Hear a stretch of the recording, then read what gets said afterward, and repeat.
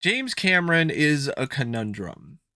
This is a man who has been responsible and been at the helm of legendary, iconic films.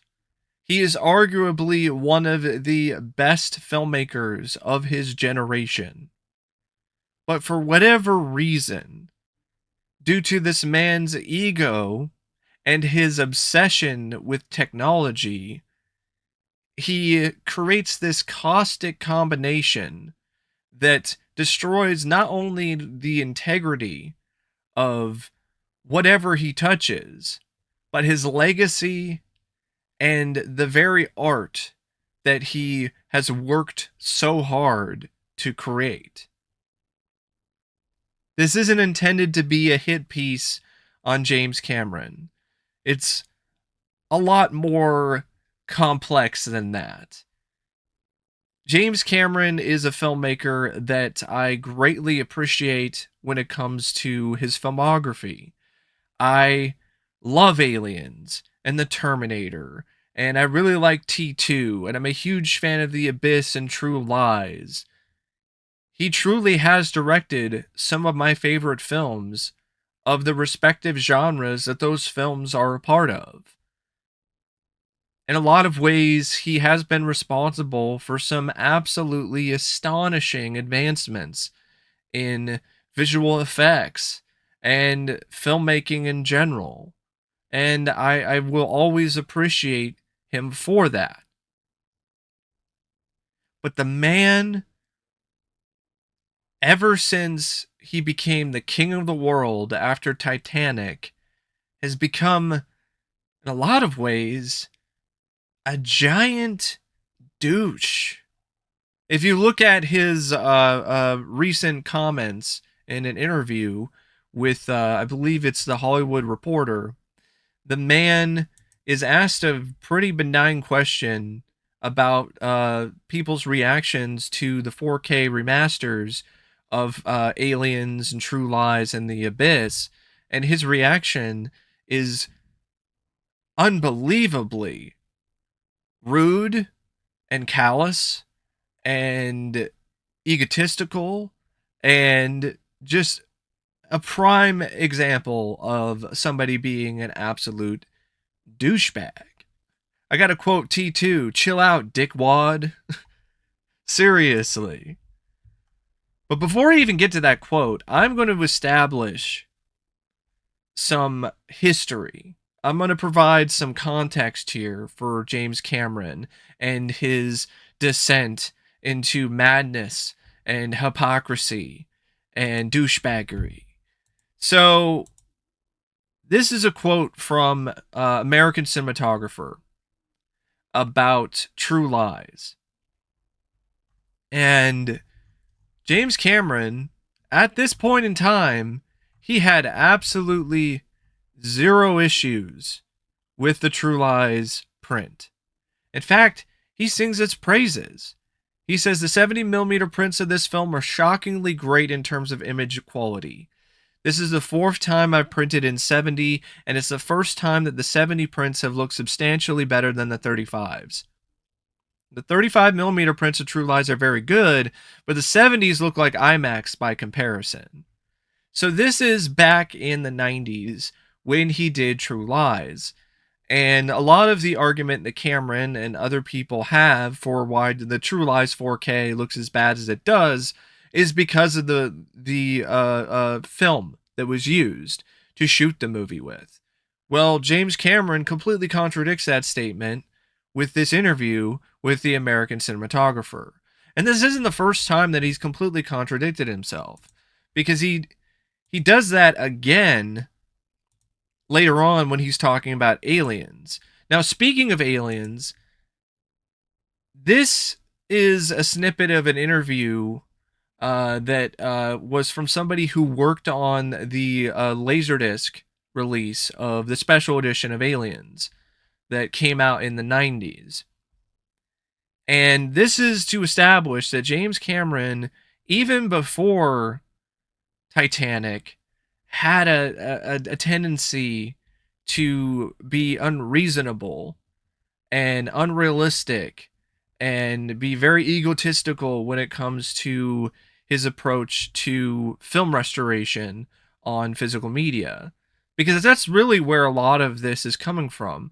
A lot of the destruction of his legacy is due to how he is reacting and how he is altering his films with his preconceived notions and delusions of how films should be restored.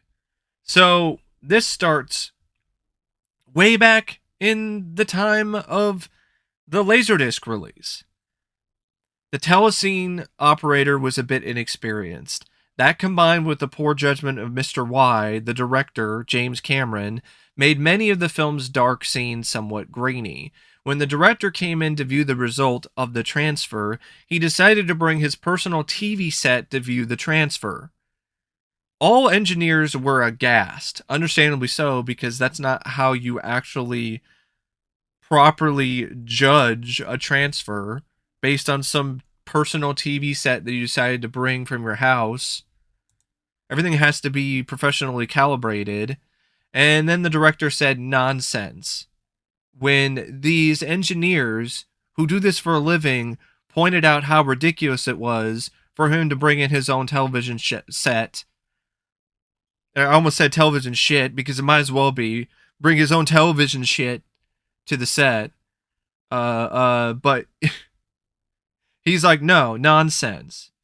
Because his ego was running rampant and it was completely out of check even back then. He says, I've watched hundreds of films on this set. I just want it as an additional reference. Sure. The director was also unhappy with the grain and the problem scenes, but rather than redo the transfer, James Cameron made a decision to feed the enhanced dub through the noise reduction box, only this time at a lower setting. At last, the director viewed the 4th generation D1 tape and approved the noise-reduced, enhanced and noise-reduced image. But that doesn't mean that the picture looked good. A few weeks after the Laserdisc came out, film buffs started complaining. The disc was attracting a reputation as one of the ugliest on the market. Someone got a hold of Cameron, who concocted a story that the grain was an intentional part of the film and was the result of high-speed stock used in the production. So basically, Cameron, due to everything that he did to the Aliens transfer for Laserdisc, created an issue that wasn't even necessarily there to begin with. So Cameron's idea and his mindset of how grainy Aliens wasn't even based on reality in the first place. People are just taking his word for it that the stock was too grainy. But according to the people who actually looked at the unaltered print, the D1 master tape, it looked fine. But this just shows you that because of Cameron's ego and because of his just persistence to just strive for a particular vision that isn't even based on reality is incredibly problematic, especially for the film Aliens, because that was the first release that was put out on disc. And then it was also the same transfer. Oh, actually, I don't think it was the same transfer because there was another transfer that was done, the THX version, that was done without Cameron's involvement, and it was considerably better. And that transfer was utilized for the DVD releases of Aliens. But it just goes to show you that the Cameron has always had an issue with film grain, and his issues with it have always been exaggerated.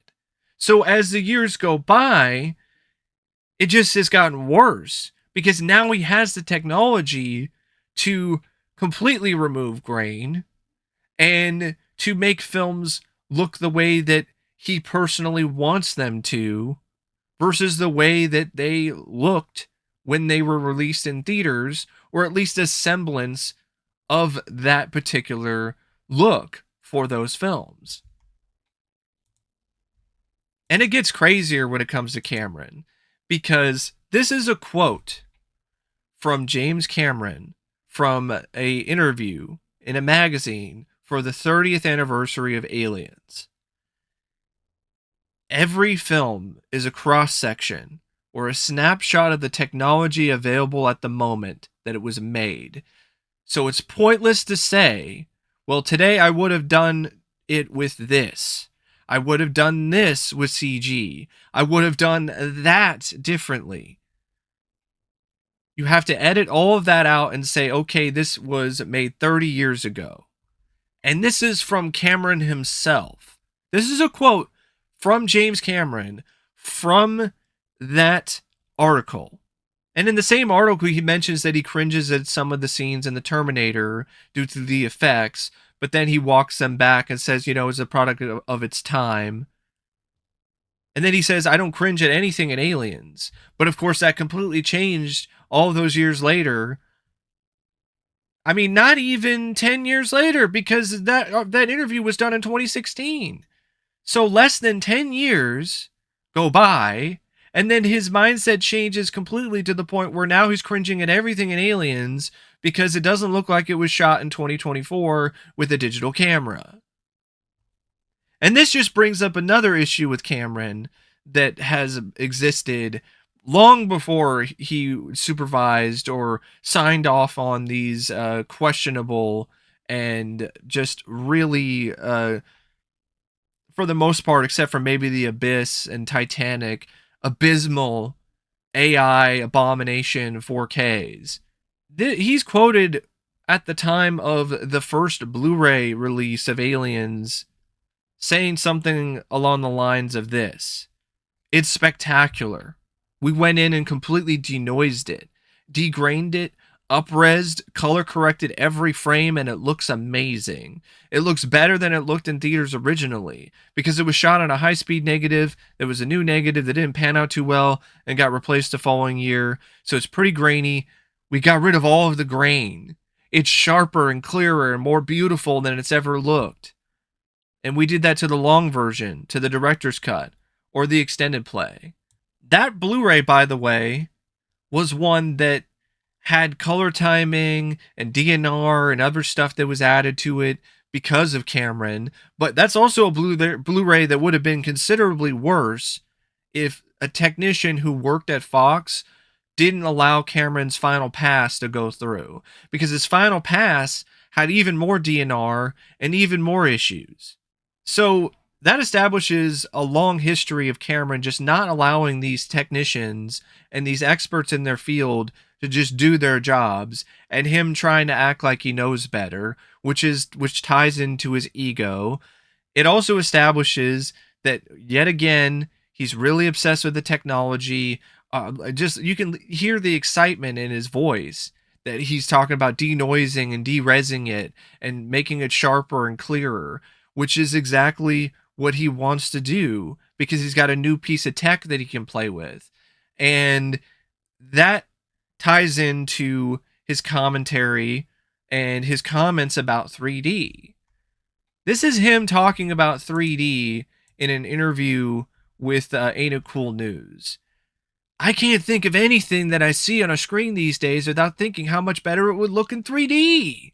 If I see a movie I really like I'm watching King Kong, I think, man, that'd be great in 3D. Everything's better in 3D. Everything. A scene in the snow with two people talking in 3D. It's amazing. You're in the snow. You feel the snow. That's James Cameron gushing over 3D. It's another bit of technology that's new, at least was new at the time, and so he becomes obsessed with it to the detriment of whatever he's working with. It may have worked for Avatar, but that doesn't mean it's going to work for the original King Kong from 1933. So here he's talking about everything should be in 3D. Oh, and also the whole commentary about Aliens and how, it's a product of its time and, you shouldn't really try to mess with it or do anything. He messes with it later on with AI. And also he said a comment in an interview a while back where he said that if he could, he would make the alien queen in CGI. So that's already a moment where he's completely contradicting what he said in that interview. But then again, this is the same guy who praised Terminator Genesis and said that it was a film that fans are going to be happy with. So who knows? And the tech obsession continues because this is him talking about artificial intelligence. And this is before AI upscaling was really a thing. So here he is talking about AI upscaling, or not really AI upscaling. He's just talking about AI in general from 2018. He says, I've talked to a lot of AI folks over the last year and a half because I'm doing the new Terminator films. I'm not directing, but I'm co-producing. So this is around Genesis timeline. There are a lot of researchers at the very cutting edge of artificial general AI research that will say we are trying to create a person. They mean a person, a consciousness and identity, something with an ego, something with its own life, goals and emotions. And I say, okay, so this person that you're creating, how will you control this person? Oh, well, it's very easy. We just set out the goals that we want the AI to pursue. And Cameron continues, I say, okay, so you're saying that it has an ego, which means that it essentially has its own sense of self and its own emotions and all of that. But at the same time, you're putting shackles on it so it can't do what it wants to do, but I can only do what you want it to do. I think we have a name for that. It's called slavery. How long do you think something smarter than you will ever be is going to want to be your slave? So this is Cameron talking about AI.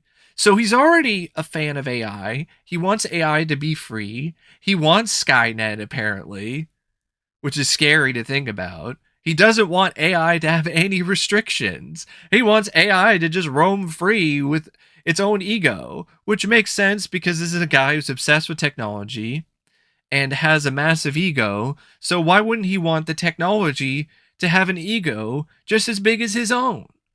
But it also establishes why he's so adamant about using the AI technology and the algorithms and all of that for the 4K transfers of Aliens, True Lies, The Abyss, and Titanic, and the upcoming Terminator 4K, and probably the next release of Terminator 2, because he's a fan of AI, and he always has been. So that explains a lot when it comes to his drive to use AI in the way that he did with those transfers. Now we get to the just absolutely ridiculous response that Cameron provided when he was asked this question by the Hollywood Reporter. And this is very recently, like today or the day before. Like it's a very recent interview. So you've also had recently the 4K transfers of Aliens and True Lies that came out. It did get blowback in the fan community, some feeling that the image quality wasn't as high as they wanted it to be. You obviously have a very high standard, so I'm wondering what you thought. This is Cameron's own words. When people start reviewing your grain structure, they need to move out of mom's basement and meet somebody, right? I'm serious. I mean, are you fucking kidding me? I've got a great team that does the transfers. I do all the color and density work. I look at every shot, every frame, and then the final transfer is done by a guy who has been with me for years. All the Avatar films are done that way. Everything is done that way. Get a life, people. This response is so tone deaf. It's unreal. It's funny, the interviewer didn't mention anything about grain structure, but Cameron is all triggered about it, so he has to mention it in the response. Yeah, they're mentioning it because you have no idea how to even properly analyze or even discuss grain structure, James Cameron, because you never had any like for grain to begin with. You always had an issue with it. Going back to the days of the Laserdisc release of Aliens. So who are you to be talking about grain structure to begin with? Because for you, in space, no one can see the grain. But yeah, I mean, just how defensive he is. This is laughable. And the fact that there are responses to this interview that are positive, that have people calling him king, have people clapping like seals, is kind of sad. So you have people in the physical media community who are like applauding the interview, calling him based, doing all this other stuff. And I'm like, Cameron literally could just tell you to go fuck yourself to your face. And you're the type who would still be clapping and bowing down to him and kissing his feet. Like, where is your integrity? Like, are you kidding me? But then these are the same people that say that he can do whatever he wants to his films because they are his films. They are his vision. So he can make them look however he wants them to. That's his prerogative. Well, I got a quote for you. In the future, it will become even easier for old negatives to become lost and be replaced by new altered negatives. This would be a great loss to our society. Our cultural history must not be allowed to be rewritten. Now, the person that said that is George Lucas. Yes, George Lucas, the special edition guy who did all the special editions of Star Wars with all the unnecessary changes and shit. He said that. When George Lucas is the voice of reason, things are getting wild. James Cameron should have taken his colleagues' own advice there. Or his own advice when he was interviewed about Aliens for the 30th anniversary. It's like this guy can't make up his mind, doesn't know what he wants most of the time, except he definitely doesn't want film grain. We know that that's a fact. But when it comes to altering things and changing things around, it seems to change with the times, with whatever new advancement of technology there is. I guarantee if there is a new next advancement in technology and film restoration that involves AI or some kind of computer algorithm, or making films into 360-degree VR experiences, he would be wanting that. That's the next thing that he would want his films to look like.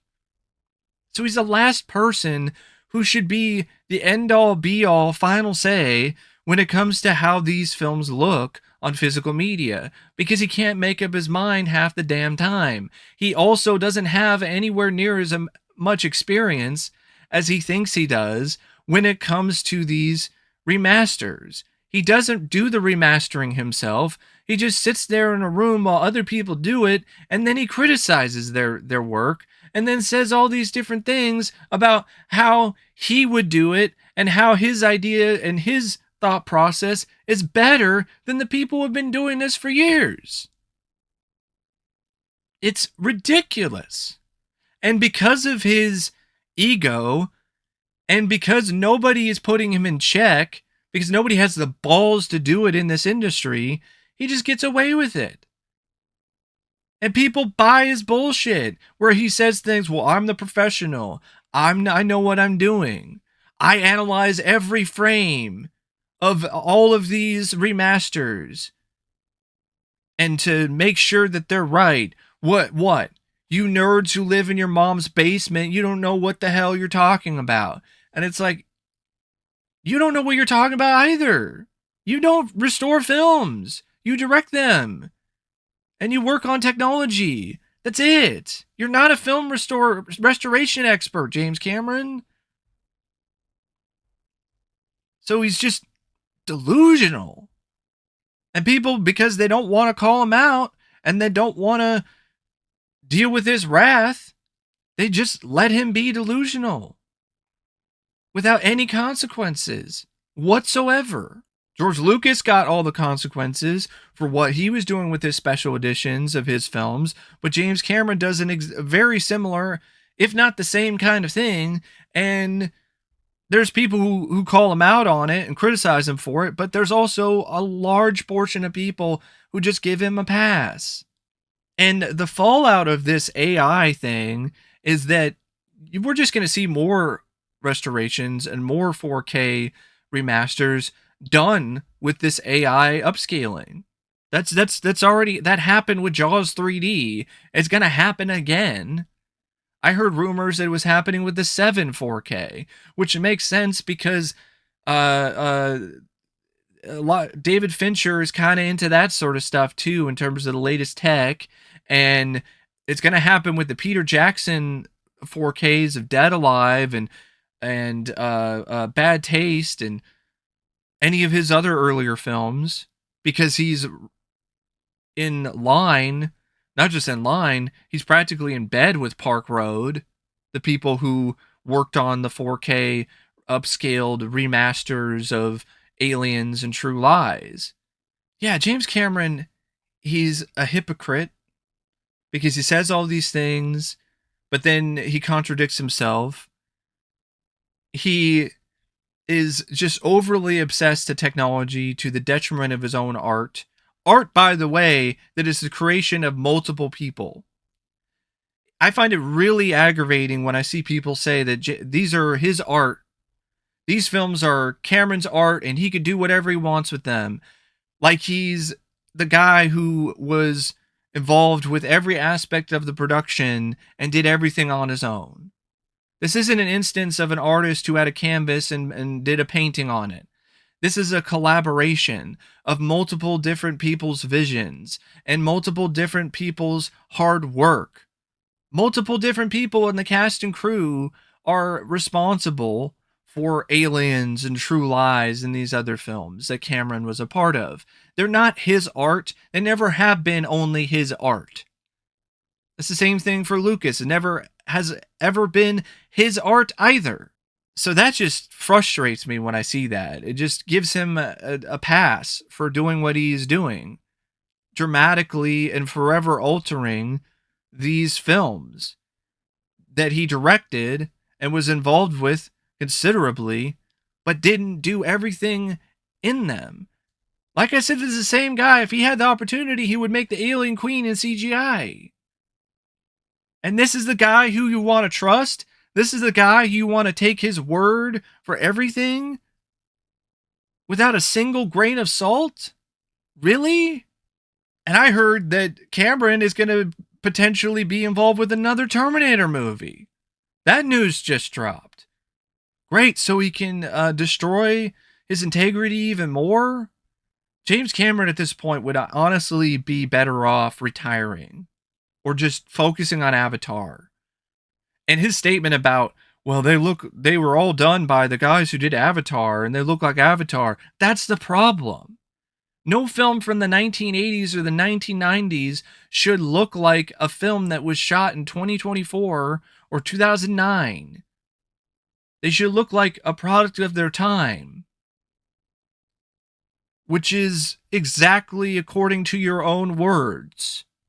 So yeah, this whole Cameron conundrum is just so frustrating to see this guy just completely just bury his own legacy and his own art continually because of his ego that has just gotten completely out of control. So yeah, I really don't know what else to say about James Cameron, except thanks for watching this video, and as always, I'll see you later. See ya.